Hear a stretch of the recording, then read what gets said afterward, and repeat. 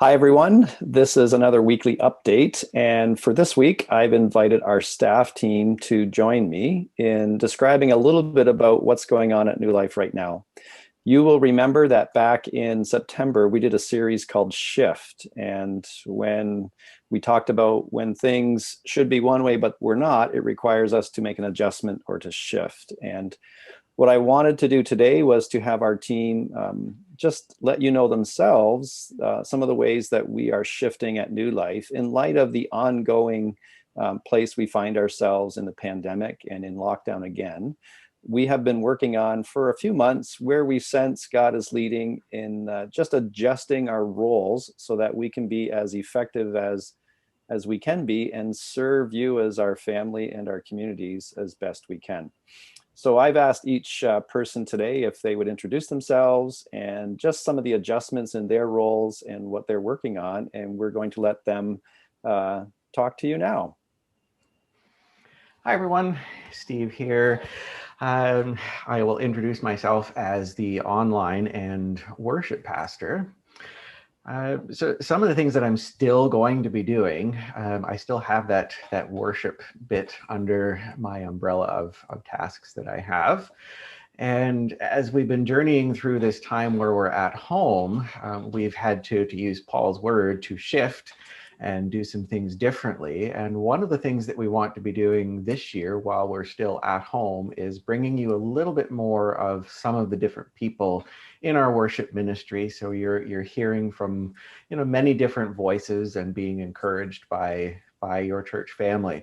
So we're working hard on some videos that we'll be able to share with you on our Sunday broadcast, just to keep our minds focused on the importance of worship in our faith journey, but doing it in some creative new ways. I'm still going to be involved in some of the administrative projects that we have going on at New Life. We did quite a number of those last year, especially in response to COVID, and we'll have more of that this year. I enjoy charts and graphs more than anyone else I know, so I'm glad to have some of that still in my cadre of things I'll be working on. I'm also really excited about online opportunities. We're going to work in a couple of different areas. One is to use some creative means online to keep our existing New Life family connected during these times that we're apart, and you'll be hearing lots about those. This Sunday, we're going to be launching something called our virtual lobby. So we'll be having some lobby type conversation after our Sunday broadcast on Zoom. So you can watch the weekend emails and some stuff on the Sunday broadcast for how to participate in that. The other thing that I'm glad that we're going to be able to do is to take some of the learning that we've done about doing online ministry and connecting with people online and turn outward with that. One of my favorite quotes recently has been that the internet is not a thing that people do, it's a place that people live. So we want to take the opportunity to go where people are. So there'll be lots to share with you in the weeks and months ahead about how we're going to do that. And now I'll turn it over to Ina. Hi everyone, Ina here. I am the bookkeeper for New Life and the office administrator. Some of you already know and some of you don't know that I work on a desktop and not a laptop. So working from home for me had not been an option. But on Friday, March 13th, that all changed. I don't know if you remember, Paul, but your exact words to me were, Ina, you need to go home and stay home. And with that, I had to learn to pivot. So we packed it up and brought everything home.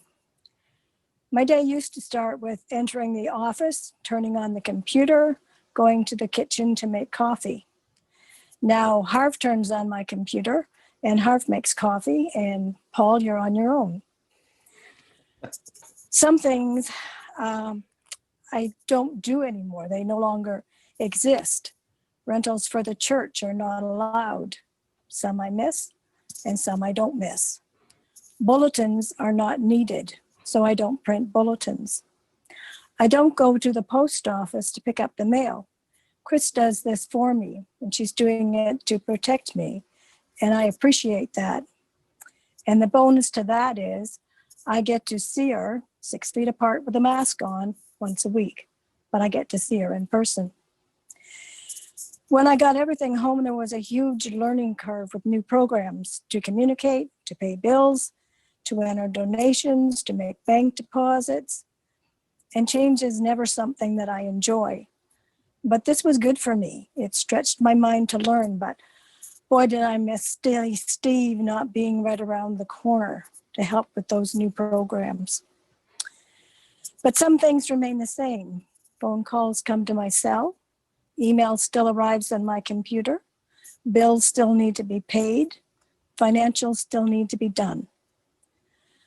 But the most constant and vital, consistent, is the beginning of our day together with talk and prayer time. And no, it's not the same as in person, but Zoom allows us to be together. And for that, I'm thankful. I'll turn it over to Chris. Hi, everyone, and I'm Chris. I am the Director of Children's Ministry, and that program is still running, but it has changed. So we do have online curriculum available, and we've also hired Isabel. So if you haven't met Isabel, she is our puppet friend, and she has connected with kids online in a way that speaks to them. I don't know, I think sometimes the way as adults we cannot. And so we've pulled her in, and she's jumped onto our online program too. So that's been kind of fun. But our program in-house for the weeks that we did come back, for the few weeks in September, it has changed. And it's changed because everything is shifting. And I think it's impacted the way we do things even in person in some way. So that's going to be when we do get back together. I'm working on what that looks like. Focus on relationships and connecting. And I can see that changing, which I think is exciting. And it'll be different when we're back together, but in a lot of ways, it'll be the same. We'll still be teaching, we'll still be developing relationships and connecting with kids. So that's going to be something that we continue to do. But we have started new things online and made connections in different ways that we will continue to do. This past summer, we did our online day camp, spy camp, which was amazing, really fun and exciting. And we have New Life Kids parents online. So we can chat back and forth and just connect in a completely new way for us. So we're working on those things too all the time. The shift for me has been that now we are going into something, my job description includes what we call volunteer development.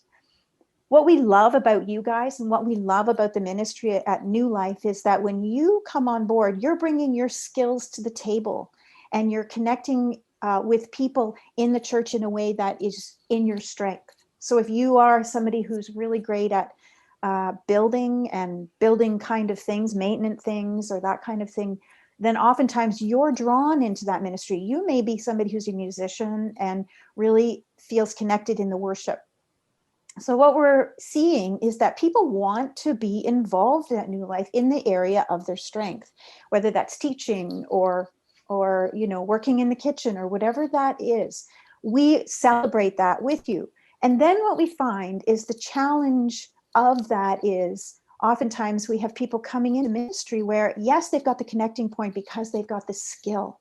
But what we want to do is we really want to focus in on those relationships. We want to help our ministry leaders connect with people who are interested in their areas of ministry, connect with them where they are gifted.